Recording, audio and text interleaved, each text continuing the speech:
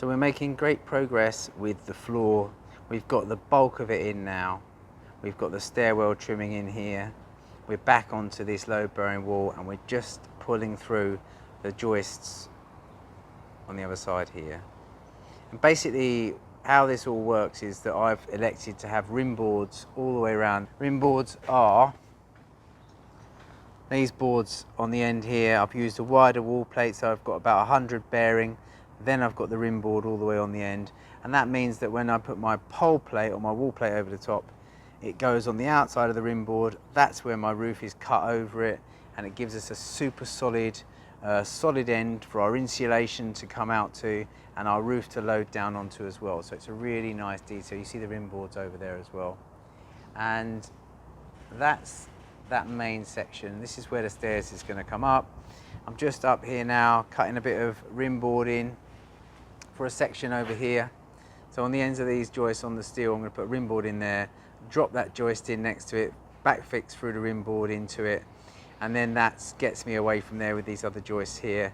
Out to the front, again, a rim board all the way through the front. That'll be absolutely perfect. Let's give you a bit more perspective of the whole job now. So that's all the new floor.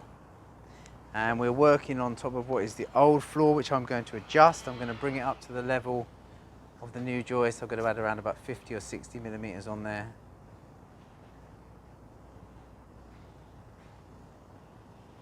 That's a great looking structure. I'm in my element. I'm in my carpentry element at the moment, making all of this. Let me just take you down to show you a bit of setting out.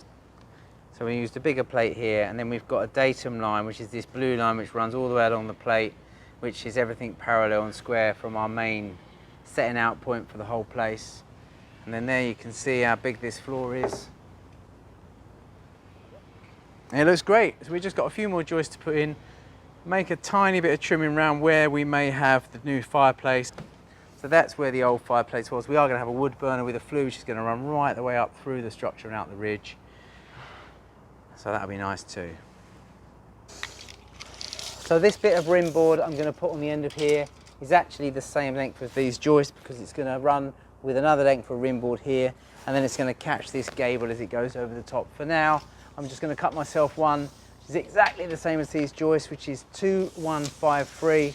I'll go over to the bench, I'll mark that out, I'll whack it on the end of the first two, pull the rest of the joists in, and then back fix them all there. Then I'll drop him in next to them. The reason he's not there at the moment is because I want to back fix my joists over this steel to that rim board. Keeps everything perfect and true. So let's get that cut and start with putting a square end on. Let's go.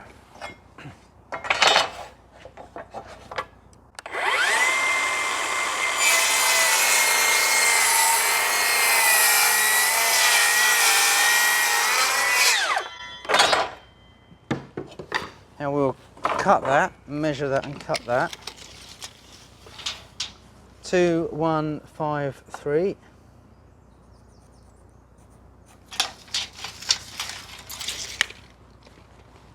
Spin it round for ease.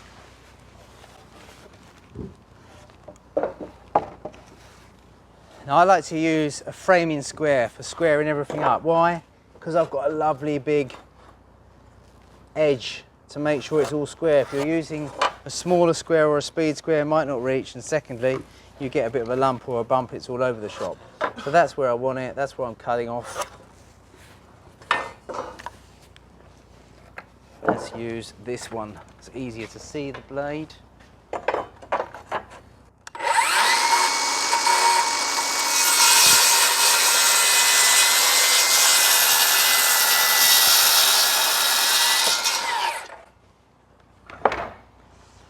Then I'm going to mark that up with my rod.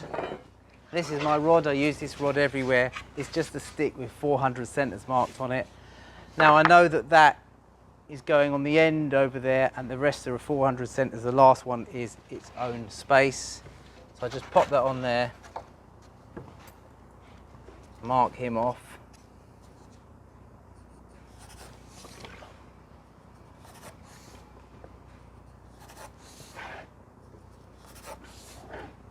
That's the last one, we ignore that one. Square these down. That's where my joists are going.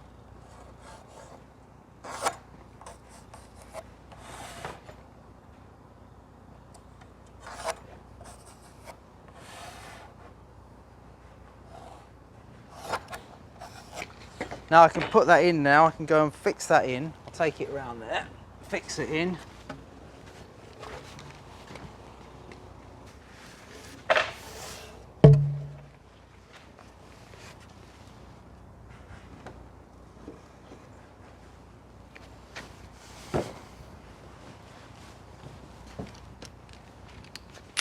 I'm using an 87mm Spax. I've mentioned this a few times. It's a great screw, it's a wafer head. I'll just show it again. That's the head.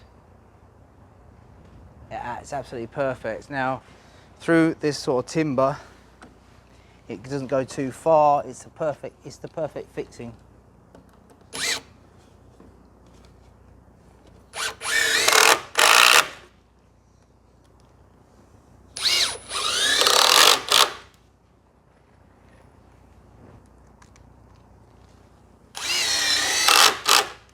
Lovely. At the far end.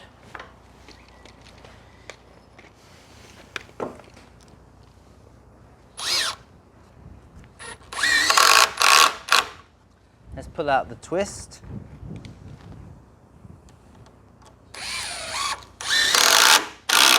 That's it. Now we can drop our joists in, and we're all marked up where we got these little spacers, which basically hold me up to where I want to be on the steel. That's it, we'll get those in.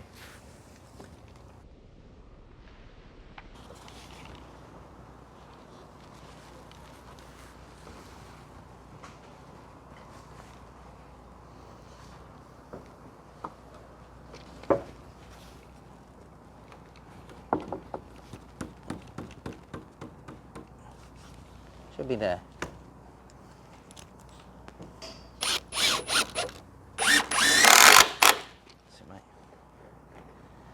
I'm going to pull up yours a bit as well because these rim boards are skinny. And I've got my plate to go on there. So we need to put a packer under your end.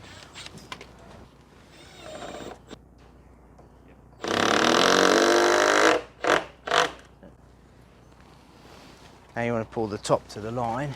That's it, it's there, it's pretty good there.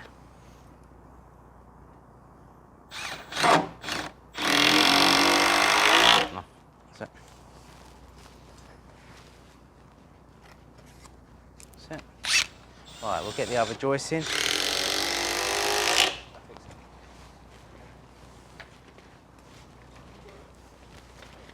Nice and steady. Slow and steady. Parallel.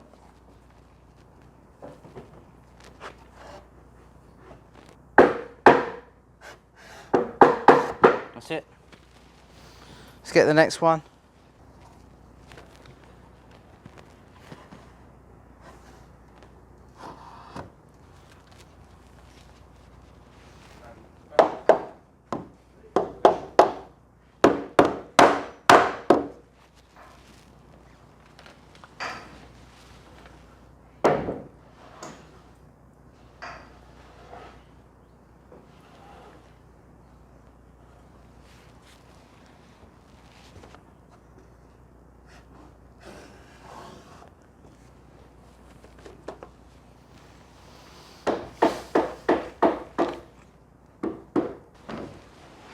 Gently.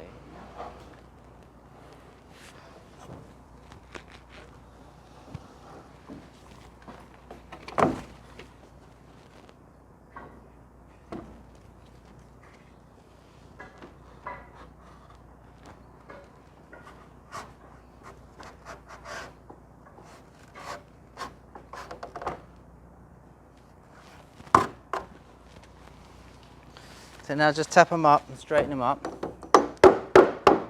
And we'll fix the middle one first. So we'll fix the middle one first.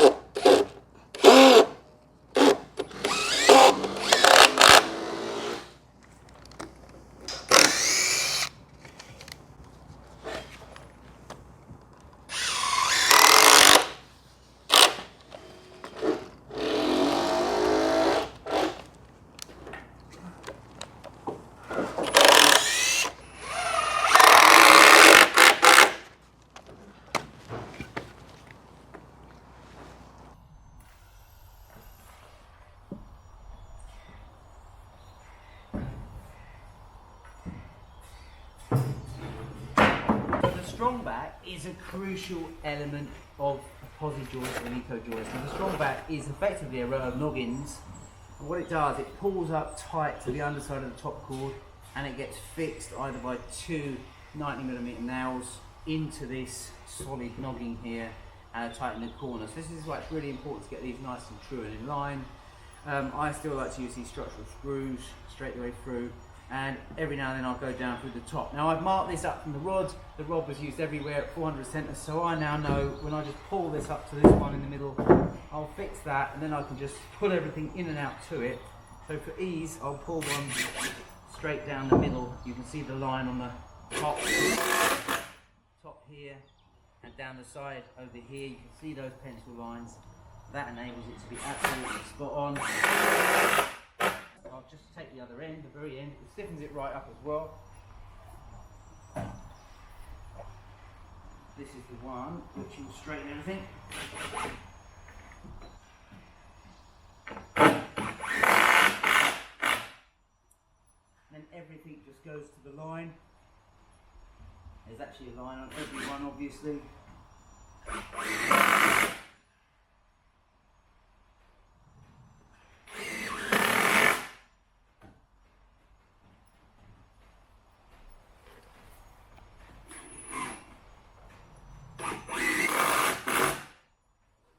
I much prefer to use these decent corrosive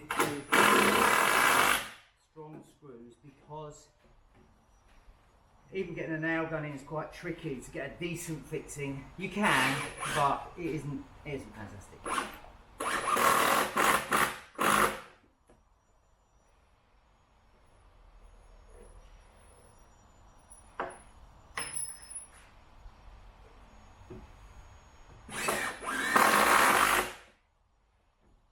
And you can see I'm pulling them backwards and forwards, keeping them straight back to my line. No tape measures out. The worst thing you can do on any roof, any setting out, is keep getting a tape measure out and doing this. Yeah, because it's just not accurate. You need to have a rod, everything's set out from it. You cannot go wrong. Everything's perfect across the whole lot then. Otherwise you add a bit, take a bit, add a bit, and then you end up bending all over the shop.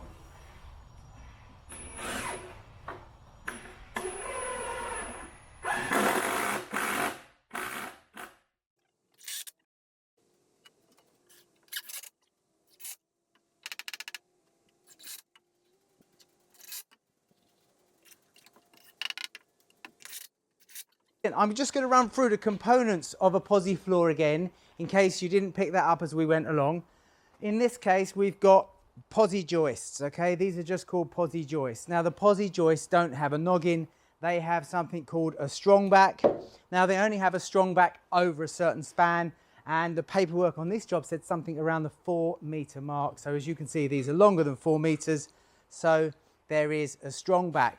The strong back is basically the noggin, as I said. It connects everything together. You pull it up hard against this, like top chord, if you like. It keeps everything straight and flat.